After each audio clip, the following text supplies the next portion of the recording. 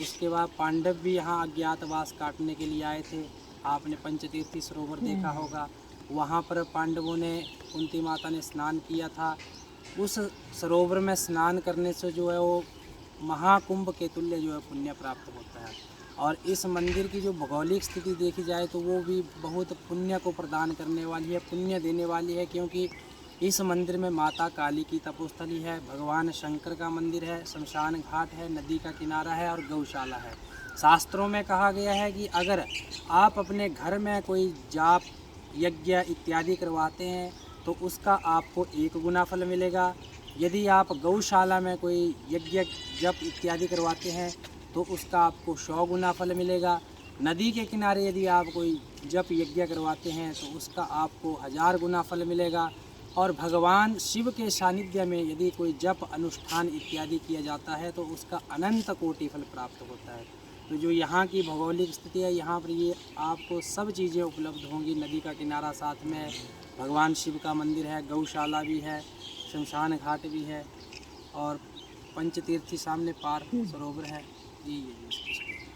और अभी यहाँ पर वो क्या जो यहाँ पर ये शमशान घाट है, यहाँ पर प्रतिदिन कोई ना कोई शमशान घाट में आता रहता है। अगर प्रतिदिन ना आए तो अगले दिन 2 आ जाते हैं। अच्छा, हाँ, ये कंटिन्यू जो है अखंड चला रहता है। और पंडित जी आपका नाम क्या है? मेरा नाम सुशांत। और यहाँ पर गुरुजी कौन है? अंदर महंत जी हैं। अच्छा, हाँ जी, तो वही है सारा जो देखते हैं हाँ यहाँ जी, पर? वो अखाड़ा जो है वो अखाड़े के वाले महंत है वो। अच्छा अच्छा, ठीक है। जैसे रहते भी हैं यहाँ। तो दोस्तों, हाँ जी, हाँ जी, अखाड़े के अंदर। हाँ, तो श्री शिवाय नमस्तुभ्यम। ये जो कालीनाथ कालेश्वर का मंदिर है, जब माता अति क्रोध में थी, राक्षसों का संहार कर रही थी, तो उसके बाद वो राक्षसों का संहार करने के बाद उसका क्रोध शांत नहीं हुआ।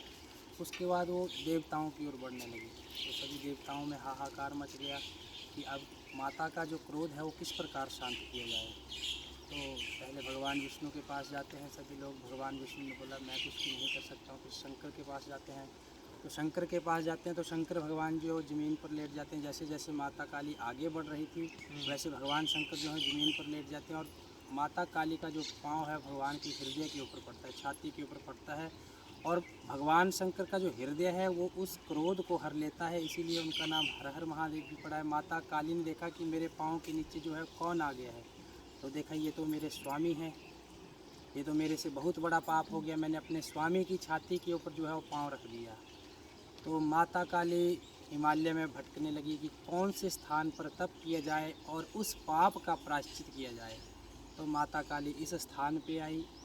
11,000 वर्ष तक माता काली ने एक पाँव पे खड़े होकर तप किया। जैसे जैसे माता काली तप करती गई, माता काली का जो था वो पाँव ज़मीन में धंसना शुरू हो गया।